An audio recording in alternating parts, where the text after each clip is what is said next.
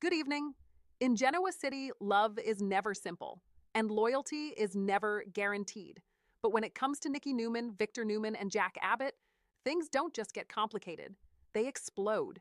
Because what started as quiet concern, subtle glances, and emotional vulnerability has now erupted into one of the most talked about love triangle resurgences in the young and the restless history. And fans are asking one very controversial question. Does Victor Newman actually have a point this time? For years, Nikki Newman has been the emotional center of the Newman family, a woman torn between her past and present, her strength and her scars. But recently, something has changed. It began innocently enough. Jack Abbott, longtime rival to Victor and one of Nikki's most significant former loves, started showing up more frequently in her life. At first, it was about support, understanding, a shoulder to lean on during Victor's increasingly erratic behavior and secretive decisions. But then came the moments that couldn't be ignored. The lingering eye contact, the softened voices, the kind of silence that speaks louder than words. And suddenly, what was once buried deep in the past began rising to the surface. To understand why this is such a massive deal, you have to go back, way back. Nikki and Jack weren't just a fling, they were a full-blown love story. A complicated, messy, passionate relationship that once rivaled her bond with Victor himself. Jack saw Nikki differently. Where Victor saw a project, a challenge, a woman to mold into his ideal partner, Jack saw her humanity, her vulnerability, her need to be loved without conditions. And even though Nikki ultimately chose Victor again and again, that connection with Jack never truly disappeared. It just waited. No one knows Nikki better than Victor Newman. And no one is more sensitive to betrayal, real or imagined. So when Victor starts noticing the subtle changes, he doesn't ignore them. He studies them. The way Nikki lights up when Jack enters the room, the way she defends Jack in conversations, the way she becomes distant, guarded, when Victor presses too hard. To anyone else, these might seem like small things. But to Victor, they're red flags. And once Victor Newman sees a threat, he doesn't wait. He strikes. The explosion was inevitable. It happens late one evening in the Newman living room, a place that has seen decades of love, betrayal, and power struggles. Victor confronts Nikki. At first, his tone is controlled, measured, but beneath it lies a storm. Are you in love with him again? The question hangs in the air like a loaded weapon. Nikki is stunned, not just by the accusation, but by how close it hits to something she hasn't even fully admitted to herself. She denies it. Of course she does.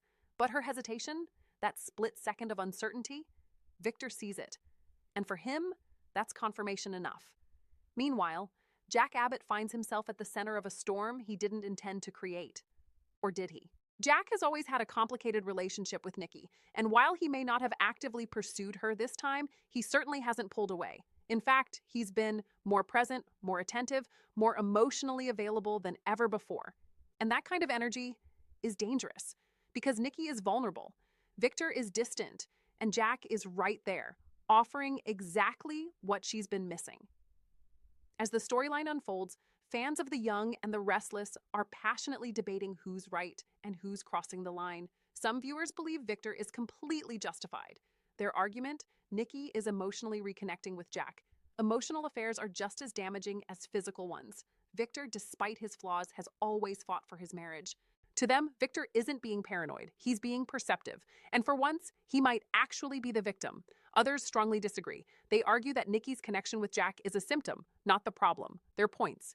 Victor's controlling behavior has pushed Nikki away. His constant manipulation has eroded trust. Nikki has every right to seek emotional support elsewhere. In their eyes, Victor created this situation, and now he's blaming Nikki for reacting to it. Then there are those who believe Jack is the real answer, that Nikki and Jack represent a healthier, more balanced relationship, one built on mutual respect rather than control. They see Jack not as a homewrecker, but as a second chance. As tensions escalate, Nikki finds herself at a crossroads. She's torn between the life she's built with Victor, the feelings she's rediscovering with Jack, and for the first time in years, she doesn't know what the right choice is. In a powerful, emotionally charged scene, Nikki breaks down, admitting that she feels lost, that she doesn't recognize her marriage anymore, that she's tired of being caught between love and control. For all his power, Victor Newman is driven by one thing: fear. fear of losing control, fear of being replaced, fear of being abandoned. And when it comes to Nikki, that fear is magnified tenfold because she is the one person he has never truly been able to dominate completely. So when he lashes out, when he accuses, when he pushes her away, it's not just anger, it's desperation. The drama reaches new heights during a high-profile gala, one attended by all of Genoa City's elite. Victor, Nikki, and Jack are all present. The tension is palpable. Every glance is loaded. Every word carries weight. And then it happens. Victor publicly confronts Jack, accusing him of interfering in his marriage, of manipulating Nikki, of crossing a line that should never be crossed. The room falls silent. All eyes turn to Nikki, and in that moment, she has to choose. Instead of immediately defending Victor or siding with Jack, Nikki does something unexpected. She walks away from both of them. Because the truth is, this isn't just about Victor versus Jack. It's about Nikki, her identity, her happiness, her right to choose a life that fulfills her, not one dictated by loyalty, obligation, or history. After the gala, the consequences are immediate. Victor becomes more isolated than ever. Jack questions whether he's gone too far. Nikki begins a journey of self-discovery, and the Newman-Abbott rivalry, it reignites with a vengeance. Because this isn't just about love anymore. It's about pride, power, and proving who truly deserves Nikki's heart. The answer isn't simple. Yes, Nikki's feelings for Jack are real. Yes, boundaries may have been crossed. But also, yes, Victor's behavior has contributed to the situation. Yes, Nikki deserves emotional fulfillment. Yes, Jack represents something Victor cannot. In the end, this isn't about right or wrong. It's about complexity. And that's what makes it so compelling. As the storyline continues, several possibilities loom. Will Nikki choose Jack and finally break free from Victor? Will Victor fight to win her back or push her away for good? Will Jack step up or step aside? And perhaps the biggest question of all, can any of them truly move forward without destroying each other in the process?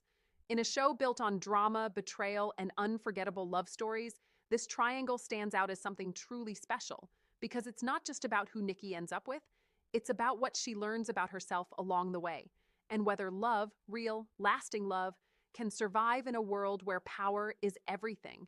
One thing is certain, in The Young and the Restless, love may be eternal, but peace is always temporary.